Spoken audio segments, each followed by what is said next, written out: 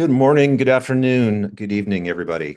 Welcome to the Landing AI Agentic Document Extraction Office Hours. My name is Ron Baumert. I'm Vice President of Customer Success here at Landing AI. And thanks for joining us. This is actually our first office hours session.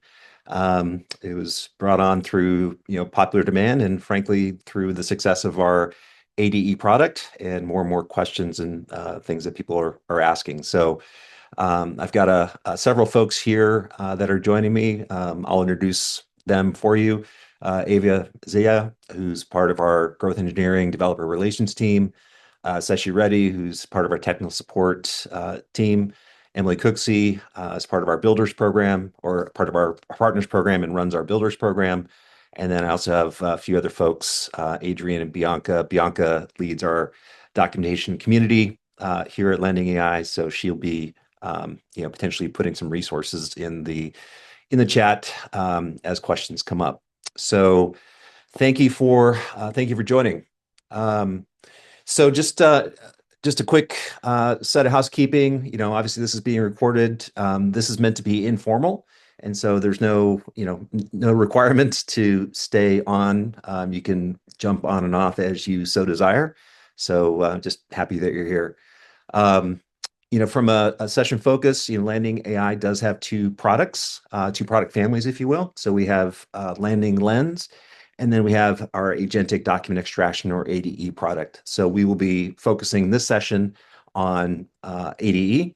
And frankly, if there's enough demand for Landing Lens questions, we could potentially do a Landing Lens session as well. ADE, and by its nature, it's a developer-focused API-first product, although we do have a user interface in our playground. But with that said, there could be some questions that come up that are going to require a little bit more either in-depth or follow-up or kind of some troubleshooting, depending what the question is. So just know that we might need to park a particular question and take it offline. And then, we'll definitely have a follow-up so we can make sure that we're getting your question answered. Speaking of questions, so thank you for all who've registered and provided your questions so far. Generally, our kind of flow is that we will answer the questions that came in through registration first. If the person who submitted it happened to be on the phone, you're welcome to chime in, ask any additional context or provide some additional context. And then feel free to put some additional Q&A in the Q&A section. And then lastly, I want to make sure that everyone knows that we have just an amazing set of resources that are available for our ADE users. So, docs.landing.ai is a great resource, ton of great information there. We have GitHub, which is we have sample code, helper scripts, our Python library, just a ton of information that's there. We have YouTube explainer videos and walkthroughs and training, so a bunch of information there. And then we're also on Discord where there's some really good information that's specially posted by our developer relations team. So a lot of great resources that are available to you. So with that, why don't we jump in? So what, again, these are kind of free form. What I want to start with is just a little bit of recap. The industry is moving very fast, and Landing AI and our development around ADE is no different. So a lot of things have been going on. So maybe I'll just spend a couple minutes highlighting some of the new things. All this is available on our changelog with the URL to the right there. So a couple weeks ago, last week, we released our DPT-2 Mini. And frankly, and by the way, DPT stands for Document Pre-trained Transformer. So DPT. So it's, lightweight parsing model and, works really well with digitally native documents. So ones that aren't scanned, ones that have text versus handwriting. So there's kind of a subset. All this is on documentation where DPT-2 Mini works really well. And there's a reduced cost for using that as well. So encourage you to check that out. It is in preview, and final release will be coming over the next few weeks. We did also release our DPT-2 model. So just like Gemini released their 3.0 model yesterday, we released our DPT-2 model a couple weeks ago. So it's the latest in our models. And one of the interesting things here is that we've actually started now doing snapshots and versioning of our models. And so what really works well for our developers, especially, is that you can always take advantage of the newest features and capabilities of a particular model, But if you've got a solution that's working really well, there's a parameter that you put in your API call that would just make sure that you're referring to a particular model, or you can just leave it blank or say that you want latest, and that will always use the latest version of the model. So make sure you check that out and make sure you're looking at that. We did add spreadsheet support. Spreadsheet support's kind of a unique animal with regards to document processing because it doesn't follow a typical page construct. Obviously, you can have rows and columns in any number of kind of different dimensions. And so, this is going to be a capability that's continuing to evolve, but we released our first kind of set of support for that a couple weeks ago. We did put out annual subscriptions, so you get a little bit of a savings if you're moving forward with an annual subscription. Prior it was just monthly, but now you can get a 10% uplift on your credit purchase. And then we did put a new extraction model. So we actually have three kind of main APIs. We have document parsing, and we have extract, and then we have something called Parse Jobs, which I'll talk about in just a second. So we did release a new extract model, and that obviously improved our capabilities. A lot of multi-table, multi-page support, improve accuracy for a lot of complex fields, and a lot of enhancements for large document support. So again, I encourage you to look at the chain blog, more detailed notes there. And then also we did release about a month ago some additional things around document types. So PowerPoint, PowerPoint, Word / Doc, DocX, and then OpenDoc formats are now supported. And we did increase the page limits as far as the parse and as well as in Playground. And then again, if you want some increased usage, there's something called a Parse Jobs, which is kind of like a batch API for Parse Jobs. So a lot of things going on within the development of ADE. So again, encourage you to go to our changelog, and I actually have it bookmarked because that's where a lot of our information comes out first. So it's just a great place to stay up to date. So with that, I think we're ready to go into the office hours discussion. Adrian, would you mind setting us up for the first question? Absolutely. How does your product work? What are the boundary conditions? What types of errors, issues will I face as a user? Maybe I'll go back to kind of the different models. So our product uses kind of two main concepts. There's a parse, which basically takes a document and goes through it, and we do a bunch of things around what's called visual grounding. So we chunk up the document, we put we chunk up the document, we put coordinates and locations around it. So it's called visual grounding. So you know exactly where that text is, and then tables, charts, figures, everything is all kind of broken down. And then we provide the structure in both Markdown as well as JSON, which then you can use to put back into your applications, et cetera. So we use what's called semantic chunking. So it basically groups ideas versus arbitrarily splitting text. And then we have the extract, which is more of the you provide a schema. We can also do schema suggestions for you, and then the agent basically kind of extracts the data and puts it into parse content, normalized, that you can then put into your database. And so that's kind of high level how it works. Documents in, it gets parsed. You can choose to extract it as well to get field content, and then you use that in some sort of application like a RAG. And there was a question about RAG as well. I'm not some of the boundary conditions. So obviously we take a bunch of different formats. We talked about so PDFs, obviously, JPEGs, PNGs. We talked about some of the additional formats that we suggest we handle. And then I guess with regards to some other boundary conditions, we talked about page volumes. So we have kind of a 100-page page limit for our parse API. And obviously there's ability to use our Parse Jobs API if you want a higher page count. Each tier does have some page rate limits. So again, there's some documentation on that as well. So if you're a team subscriber, there's some rate limits versus an enterprise customer has obviously some increased rate limits. So Adrian, did I can't handle all the questions there? Yeah, I'll just add one more Sure. thing on the error conditions, post boundary. It's always advisable to look for, responses status code. Of course, our examples always say this is how you extract. you take the markdown or you take the JSON, and those are the examples to really use it. But if in case you want to really know and track what's happening, you may also want to look at status. The reason you want to look at status is there's a troubleshooting page in our docs which says if by any chance you see 422 error in your response, you know what may have went wrong.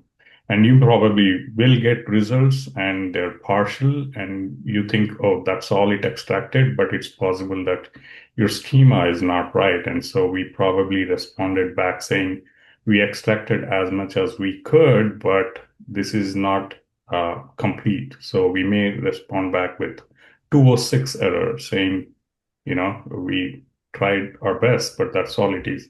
So if you look for those, 2 or 6 error and stuff, then you know that you may want to tweak your prompts or you may want to update your schema. And so that's a good one to always track what's happening.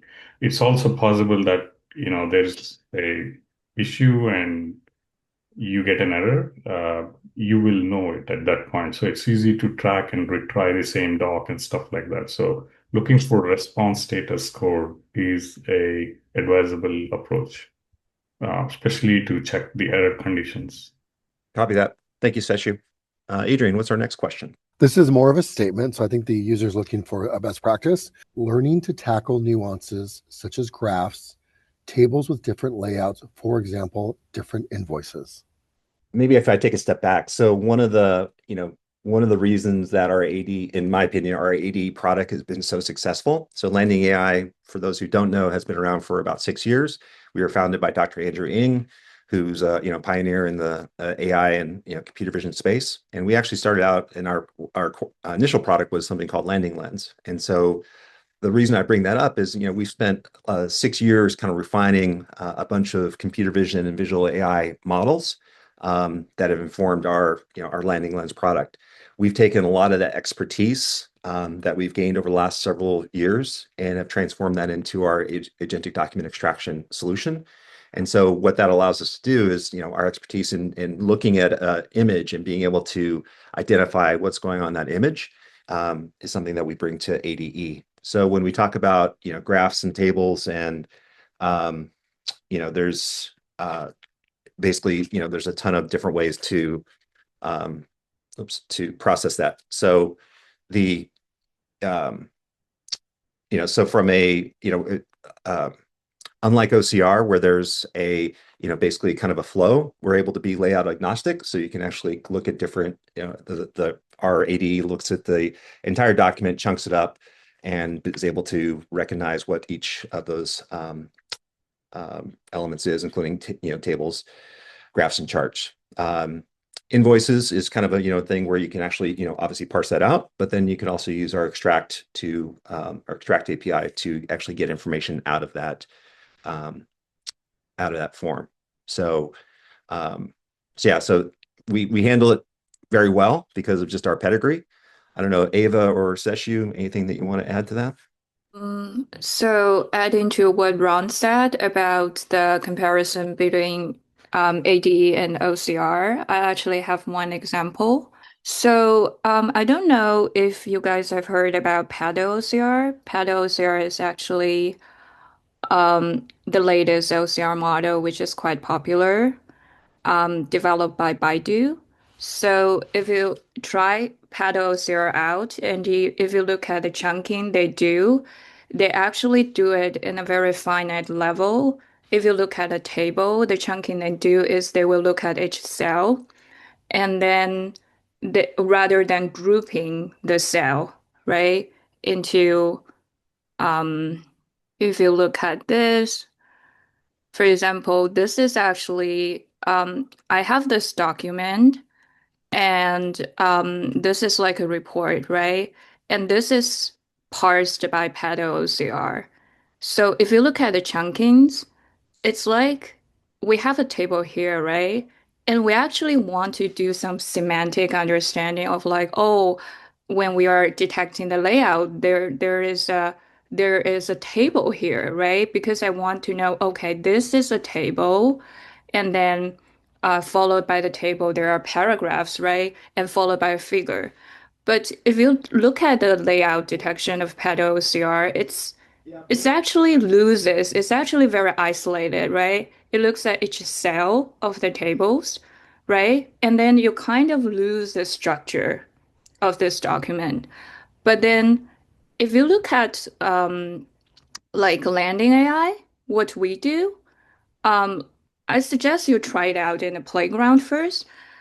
The chunking, if paddles are were to do the job, right? Just like what we just saw, it's gonna like just chunk each character of this table.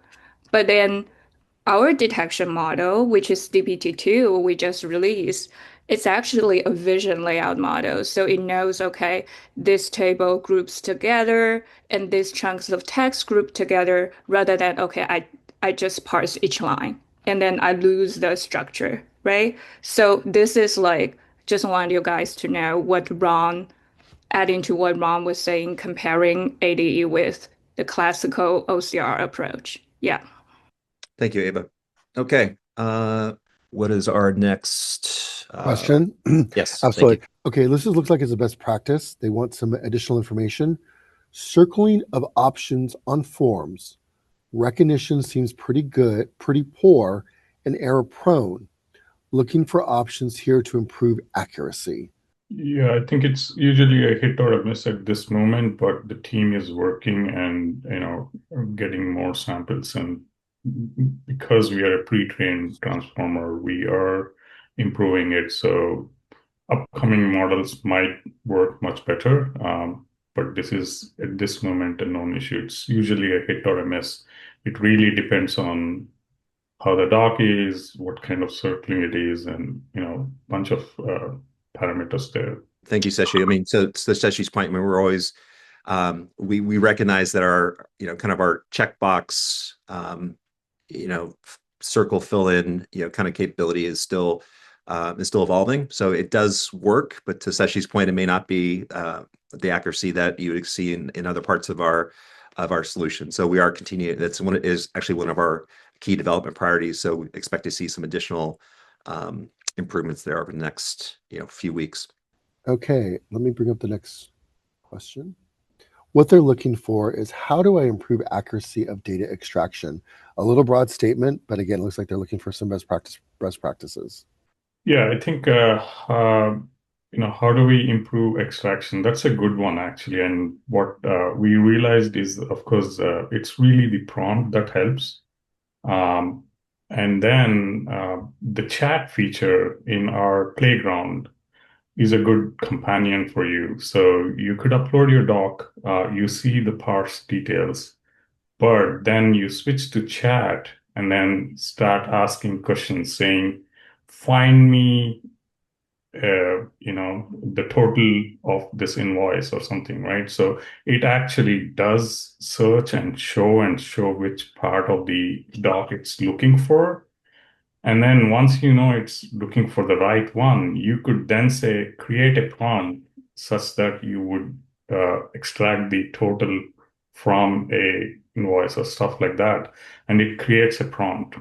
And you could then copy that prompt and put it into your, field description.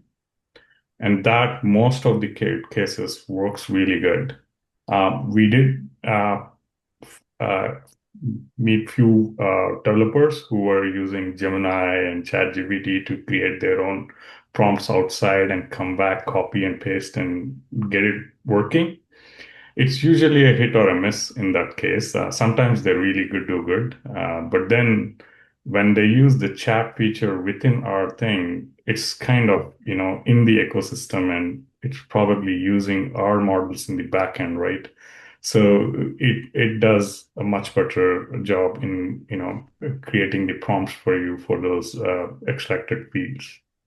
So that's one thing. And then as we started during the initial discussion where we said you may want to look for those error codes. When you see error code 206, that implies there's something you probably said, a value that's likely not available or may not be available in the doc.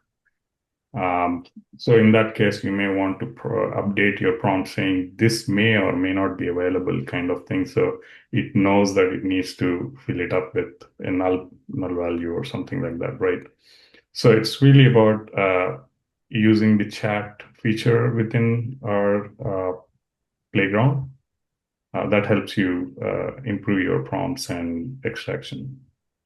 Thank you, Seshu. And also adding to that, I just posted in the chat, there is a blog about, yeah, just like Bianca described, right? Bianca introduced, like, we also have a blog about how to perfect your extraction schema because like only if you like describe what you want to extract like very accurately can we extract it as per instruction, right? So check out that blog too. Yeah. Excellent. Adrian, what's the next question, please? Parsing multiple files. It's possible to have a plan, and in case of exceeding, charges can be applied based on usage. So it sounds also like about credits. Yeah. Yeah, I can answer that. So, the short answer is yes. So we just for those who don't know, we have kind of four different ways to use the ADE platform. We have a free, which gives you 1,000 free credits per month, and then you can actually use those. And if you exceed those, there's actually a little bit of or there's a kind of an overage charge. So that's one way to do it. We also on our website have various subscriptions. We have something called Team, and then we have something called Visionary, and those two plans have different credit purchase thresholds or credit thresholds that you could purchase, and obviously there's some volume discounting. For each one of those tiers, as you exceed the credit limit that you've purchased, there is an overage charge. It means so you get basically billed back for that overage, and then at a certain point we say that you need to go up to your okay. You found the option for so someone just Alejandro. So yeah, so then when you go past your threshold at a certain point, we say you need to upgrade just because you're in overage too much. But yeah, that's the and then enterprise has its kind of its own purchasing credit vehicle as well. So short answer is yes, there's the ability to get on a plan, and then there's overage that you get billed based on your usage. Great. Okay. Would you like the next question? Yes, please. Someone would like some more best practices or information around RAG. A little broad, but whatever we can provide, I think would be helpful.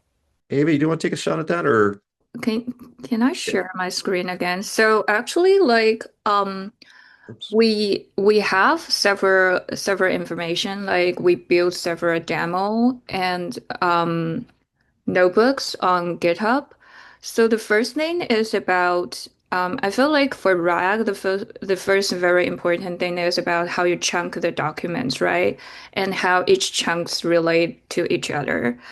Definitely check out our GitHub link because you can find a lot of resources there which are incredibly helpful.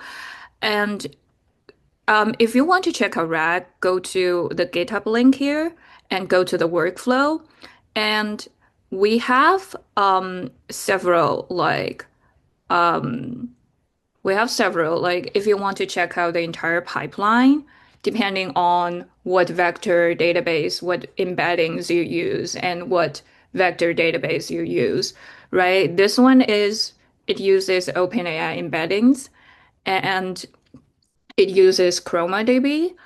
But I feel like since we are doing document processing, I feel like someone building RAG, they must be already familiar with like the embeddings and vector database part. So I feel like what our specialization is more about like how we do chunking and prepare the documents for RAG. So then you want to check out the let me share the chunking one. So we have a very good GitHub repo that is specifically talking about how you do chunking because you can actually take a document. For example, we have here say we want to build a medical assistant rag, right? So here we have 7 documents of code related documents. Either it's like code symptoms, latest research regarding this disease and treatment plans and suggestions. You can actually use ADE to do the chunking. So the output would be, you can actually, the output would be the chunks. You just get the chunks and the metadata of like each chunk, and especially how each chunk relate to each other, right? What the previous chunk is, what the like following chunk is. So if you want to add the context, right, when you are retrieving, it actually does that for you. So definitely check this repo out. It's pretty much self-explanatory and just follow the workflow here. Yeah, I'll just share this link in the chat. Yeah. Excellent. Thank you, Ava. Okay, Adrian, what's our next question? And this next question is a statement. They're looking for best practices, how to extract relevant data. Yeah, I think it really depends on the context. So for somebody, let's say finance, their relevance would be numbers in total. But somebody in just let's just say outside of finance, they may just want to know what the document is about, or if there is any date limits or something like that, right? So you never know. So it really depends on the context, and so yeah, it really depends on how the user wants to define what he wants to extract, really. Yeah, that's why I struggle with like relevancy is a kind of a contextual kind of term. So so thank you, Seshu. Adrian, what's next? Okay, the next 3 are more around probably sales and use cases. So I'm going to post them and you guys can figure out which ones you want to tackle first. So someone was looking for best practices around document extraction for construction drawings. Also, how is ADE used in enterprise? And the third one was learning more about platform and capabilities and its capabilities. So why don't I start with the construction one, and then maybe some the question around used in enterprise, and then we can kind of just how to more about the general kind of knowledge. So starting out with construction, so it's actually a very interesting kind of topic. So for those who were here at the beginning, I referenced how LandingAI started as a computer vision software company, and we took 6 years to refine our proprietary vision models, and we've now taken a lot of that knowledge and use that in our ADE product. What that means is that when we work with construction drawings, and when we say construction drawings, there's obviously a bunch of there's takeoffs, there's schematics, there's a bunch of different versions or meanings when we talk about construction drawings. It could be engineering drawings, etc. So because we can look at graphics very well and images really well, we could actually do a lot of the capabilities around the parsing and extracting of data from these documents already. So I would encourage you, if you haven't already, try it within our playground. Take a sample set of documents and go ahead and try those. And I think you'll find that actually there's some solid success there already. We are, as we look at our DPT-3 model, which is going to be coming out over the next period of time. We're going to be continuing to enhance that capability, because we're actually seeing a lot of demand for people to want to use this in that regard. So long story short is it should work really well already, and it will continue to increase the capability. And for the person who asked that question, happy to talk offline about your particular use case and ensure that we're and look at some of your documents and see how we're performing. With regards to ADE and enterprises, what we've found is that there's a bunch of different use cases. Financial services industry, healthcare, manufacturing, logistics.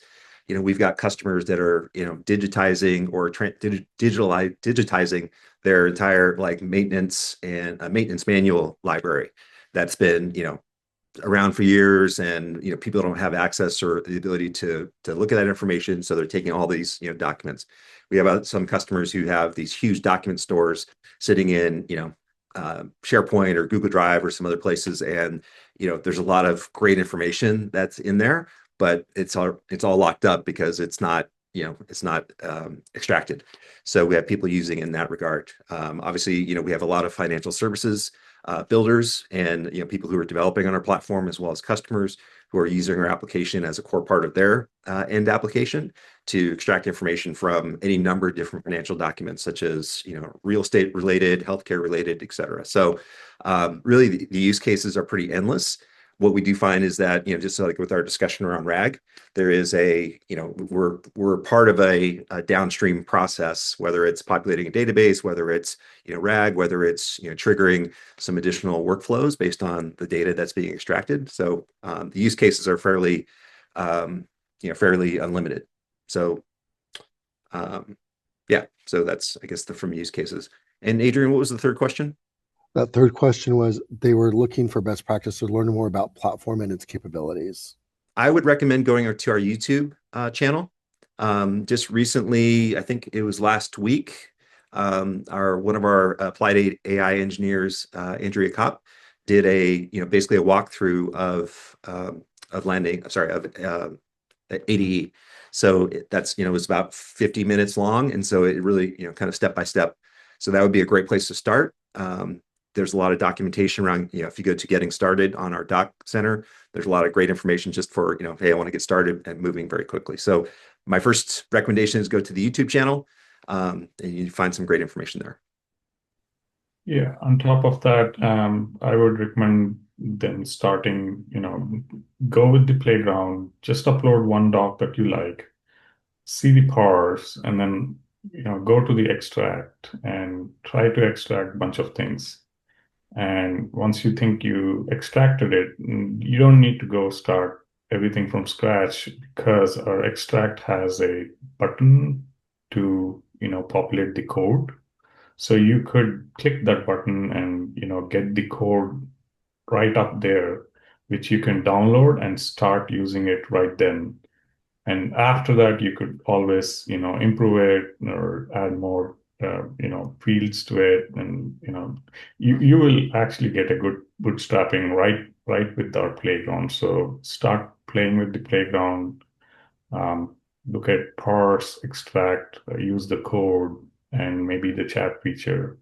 And yeah, the code that the platform produces out of playground would be a good starting point too.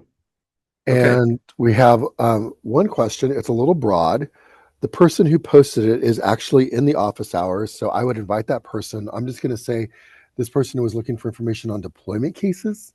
So if that particular user wanted to raise their hand, we could unmute him. If you wanted to, broaden that, great topic, but we just need a little bit more information. If you wanted to share what you were looking for around deployment cases, I'll invite you now to raise your hand and we can chat about that live if you'd like to. Guys, do you have any just maybe broad sharings around deployment cases with some of our customers across any of the industries? Yeah, I mean, I guess Sesh, you can jump in as well. But I think I would, if I look at deployment, there's a couple different ways of. One is, I think it goes back to the use case discussion, and it says, how are we going to be using this? So deployment, and is it in the financial services industry, and what's the use case? So there's different deployment options, and then or different use cases, and then what is it? What part of workflow is it part of, right? So that's kind of the so it can be part of many use cases. We talked about RAG. We talked about a number of things that, you can take data out of a form, and it can trigger using extract, and it can trigger based on a certain value. So there's a lot of different things that can be done from a deployment of the solution. When we talk about deployment, in the context of, how do you actually use the system within your environment, we actually have a couple different options there. So obviously we have a SaaS offering, and that SaaS offering is as it sounds. We also have something called that you can enable as you start going up in our tiers. Our team and our visionary and beyond is something called ZDR, zero data retention. So you can actually use this in environments that are highly secure, highly data sensitive, because basically we don't hold on to any data, and so that works well for a lot of HIPAA healthcare kind of scenarios, as well as some confidential information within organizations. So ZDR is a capability of our product today. That would satisfy a lot of different deployment use cases, especially around data privacy and security. We also have solutions, and this is on the enterprise side for what's called VPC, or Virtual Private Cloud. So some ways that you can actually have our solution run in your four walls, and that just adds another layer of security on top of that. So there's use cases, and then there's actually how do I run the software, and what capabilities are there? There's a couple different options there. With that brings our questions to a close. Excellent questions. Okay, so now we'll open it up. So a great set of questions. Hopefully that was valuable for people who were kind of joining, and this is a kind of a free for all, so people can join in, leave and join as they so desire. So for anyone who's remaining, happy to open the mic and take any questions that you might have, and see if you can stump the panelist.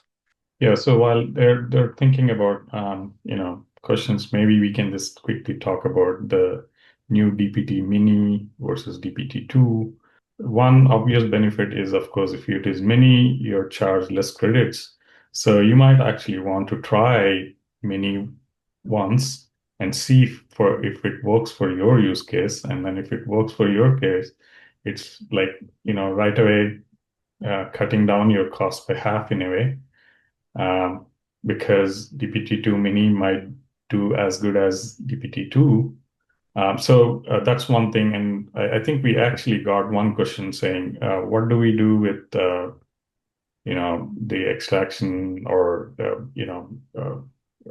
if not doing a proper extraction and stuff like that. So even in those cases, I think switching between models to see which model works for their use case, I think will help them, understand what to use and how to deploy. So that's one more thing. So trying out different models would be a good one too. So it looks like, Alejandro, do you recommend mini models for simple formats like PO or invoices? So great question. I think short answer is probably. But to Seshi's point, I would definitely recommend trying it. Depending on the complexity of the PO, the invoices, you might get some different results. But for a fairly structured document like a PO or invoice, that would be, I think, a pretty excellent use case for a DPT Mini model. And by the way, it's right in preview, so even if it kind of didn't really hit the mark, you might want to wait till the GA, and that might hit the mark anyway. So you try it out now. It likely will work, depending on, as Ron says, how complex your invoice is. If it is a simple invoice, it's likely that it's already working really good, and it will cover your use case. But if it is slightly complicated, it may or may not work, but you may want to try it. And of course, GA would be much better than the preview right now. So just an FYI, keep an eye on Mini. It might actually help you.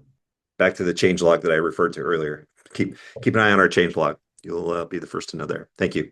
We do have Emily Cooksey. As I mentioned at the beginning, she runs our builder program.